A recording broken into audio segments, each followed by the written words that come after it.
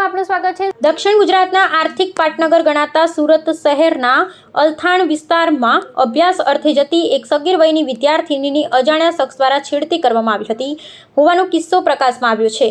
આ ઘટનાને પગલે સમગ્ર વિસ્તારમાં ભારે ચકચાર મચી ગઈ છે અને ભય સાથે રોષનું વાતાવરણ જોવા મળી રહ્યું છે। પ્રાથમિક અહેવાલો અનુસાર વિદ્યાર્થિની જ્યારે માર્ગ પરથી પસાર થઈ રહી હતી ત્યાં આ અણછાજતી ઘટના બની હતી, જેના કારણે સ્થાનિક લોકોમાં સુરક્ષા વ્યવસ્થાને લઈ ગંભીર ચિંતા પ્રસરી છે। ઘટનાની જાણ થતાં જ ઉચ્ચ પોલીસ અધિકારીઓનો કાફલો ઘટના સ્થળે પહોંચી ગયો હતો અને પરિસ્થિતિને કાબૂમાં લેવામાં પ્રયાસો હાથ ધર્યા હતા। પોલીસ વિભાગ દ્વારા સંવેદનશીલ વિસ્તારોમાં સુરક્ષા વધારી દેવામાં આવી છે અને આસપાસના સીસીટીવી કેમેરાના ફૂટેજ તપાસવાની પ્રક્રિયા શરૂ કરાઈ છે। સામાજિક સંગઠનો અને રહીશોએ આ પ્રકારની ગુનાહિત પ્રવૃત્તિઓને ડામવા માટે કડક કાર્યવાહીની માંગ કરી છે, જેથી ભવિષ્યમાં દીકરીઓની સુરક્ષા સાથે કોઈ સમજૂતી ન થાય। હાલમાં પોલીસે અજાણ્યા શખ્સ વિરુદ્ધ ગુનો નોંધી શંકાસ્પદ વ્યક્તિઓની પૂછપરછ હાથ ધરી છે।